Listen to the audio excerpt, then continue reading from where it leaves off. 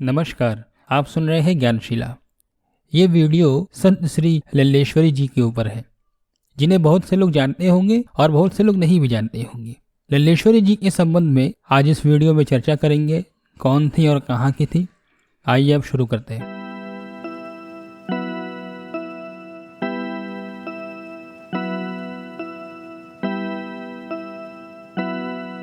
संत लल्लेश्वरी जी के नाम से जाने जाने वाली 14वीं सदी की एक भक्त कवित्री थी, जो कश्मीर की शैव भक्ति परंपरा और कश्मीरी भाषा की एक अनमोल कड़ी थी।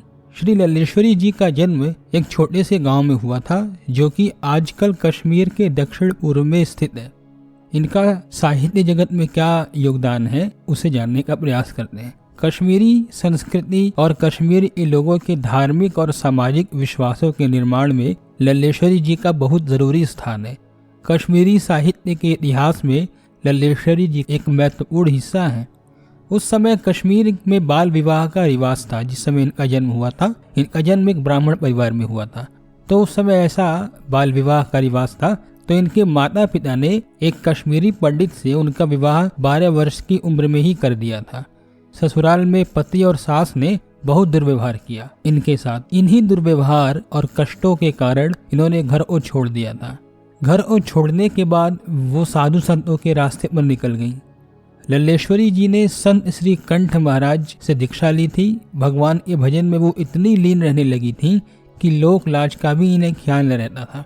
खाना पीना तो भूल ही जाती थी, और यहाँ तक कि वो एक महिला हैं, अपने वस्त्रों का यानी अपने कपड़ों का भी ख्याल न उनको रहता था। भारतीय इतिहास में बहुत से संत रहे हैं जिन्होंने कपड़ों का त्याग किया है, परंतु लल्लेश्वरी जी शायद इतिहास में पहली महिला संत थीं जिन्होंने घर छोड़ने के बाद वस्त्रों का भी त्याग कर दिया था, जिसका सामाजिक रूप से विरोध भी हुआ था। मीरा के समान मतवाली हो वे भजन करती हुई जब सड़क से गुजरती थी तो लोग उनका मजाक उड़ाते थे। उनके इस तरह बेसुध होकर भजन और कीर्तन करना समाज को अच्छा नहीं लगता था। जिस भी गली से निकलती थी, बच्चे उन्हें बहुत तंग करते थे, चिढ़ाते थे। एक बार भजन कीर्तन करने के बाद जब वो मंदिर अपने गुरु के पास वापस जा रही थी, तब कुछ बच्चे उनके पीछे पीछे चलने लगे और श्री लल्लेश्वरी जी को परेशान और चिढ़ाने लगे। बच्चों का इस तरह परेशान करना और चिढ़ाना उस कपड़े के व्यापारी को अच्छा नहीं लगा। वहाँ पर एक कपड़े का व्यापारी था, उसे ये बात अच्छी नहीं लगी। वह व्यापारी बहुत अच्छे स्वभाव का था और साधु संतों की बहुत इज्जत करता था। व्यापारी ने बच्चों को भगाया और वह लल्लेश्वरी जी का बहुत आदर सत्कार किया। श्री लल्लेश्वरी जी बहुत प्रसन्न हुई और उस व्यापारी को आशीर्वाद दिया, लेकिन साथ ही वह व्यापारी को कुछ सीख भी देना चाहती थी। श्री लल्लेश्वरी जी ने उस व्यापारी से एक कपड़ा मांगा और कपड़े के 2 टुकड़े कर दिए। उन दोनों टुकड़ों को वो अपने दोनों कंधों पर रख ली और वो आगे बढ़ी। रास्ते में जब कोई उनका आदर करता तो वो दाएं टुकड़े में एक गांठ लगाती, और जब कोई अपमान करता तो वो कंधे पर रखे बाएं कपड़े पर गांठ लगाती। वापस आकर लल्लेश्वरी जी ने कपड़े के दोनों टुकड़ों का वजन करने को बोला, तो उस व्यापारी ने जब उस कपड़े को तौला तो पाया कि दोनों टुकड़े बराबर हैं।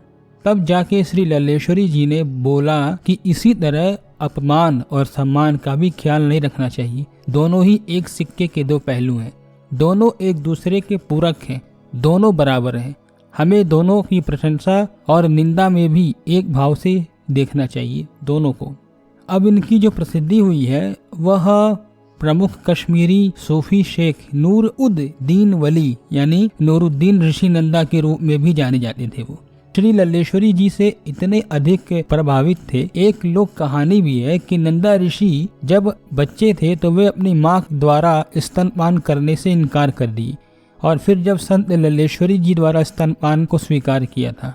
बाहरी दुनिया के लिए श्री लल्लेश्वरी जी यकीनन कश्मीर के सबसे प्रसिद्ध आध्यात्मिक और साहित्यिक महिला थीं, लेकिन कश्मीर में वह वर्षों से हिंदुओं और मुसलमानों दोनों के द्वारा सम्मानित हैं। हिंदू उन्हें लल्लेश्वरी और मुसलमान लला आरिफा के नाम से पूजते हैं। निश्चित ही वे कश्मीरी इतिहास की सबसे बेहतरीन धार्मिक साहित्यिक नेतृत्व करने वाली महिला रही हैं। उन्होंने समाज में फैले आडंबरों पर प्रहार किया। उनकी कविताओं में महिलाओं और सामाजिक विकृतियों का गहरा परिचय है। उनके शरीर शांत होने के बाद धार्मिक कट्टरता बढ़ी और लल्लेश्वरी की बनाई गई हिंदू मुस्लिम सहजता खत्म हो गई।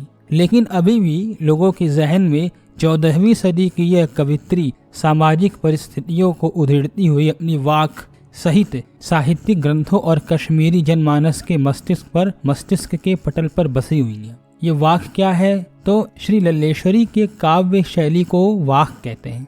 जिस तरह हिंदी में कबीर के दोहे, मीरा के पद, तुलसी की चौपाई और रसखान के सवैये प्रसिद्ध हैं, उसी तरह श्री लल्लेश्वरी के वाक भी प्रसिद्ध हैं।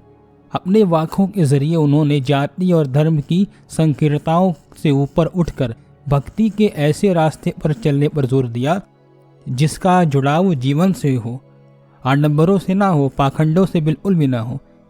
उनका मुख्य संदेश था कि जो मैं कह रही हूँ, बोल रही हूँ, वह लोगों इस जीवन से सीधे सीधे डायरेक्ट जुड़ा हो। उन्होंने धार्मिक आडंबरों का विरोध किया और प्रेम को सबसे बड़ा मूल्य बताया था। उनकी वाणी से ही संस्कृत में रचित दर्शन शास्त्रों का गूढ़ ज्ञान पहली बार कश्मीर के आम जनमानस तक उन्हीं की भाषा में पहुंचाया था। उनको लोग लल दद कहकर भी संबोधित करते हैं। उनकी रचनाओं में कश्मीरी शैव दर्शन की आत्मविद्या भी है और भक्ति रस भी है। कश्मीर में आज भी एक कहावत मशहूर है कि जब भी कहीं किसी भेड़ या बकरी का गला काटा जाता है तो लल्ला को पत्थर खाने पड़ते हैं। कहा जाता है कि वे अपने घर में मांसाहार का विरोध करती थीं। ऐसा करने पर उनकी सास अक्सर उन्हें भूखा छोड़ दिया करती थी। जब एक दिन मांस खिलाने के लिए ज़बरदस्ती की तो श्री लल्लेश्वरी जी ने पत्थर खाना ज़्यादा बेहतर समझा। लल्लेश्वरी जी ने, जैसा कि पहले ही बताया जा चुका है, घर को छोड़ दिया था तो 26 साल की ही उम्र में अपना घर छोड़ा था और शैव दर्शन के गुरु श्रीकांत सिद्ध के यहाँ दीक्षा ली थी, जिसे पहले ही बता दिया गया। इस वीडियो में जो भी जानकारियाँ दी गई हैं उनके जन्म को लेकर के कुछ मतभेद है विद्वानों में, जिसके नाते से उनके जन्म के सन को नहीं बताया गया है।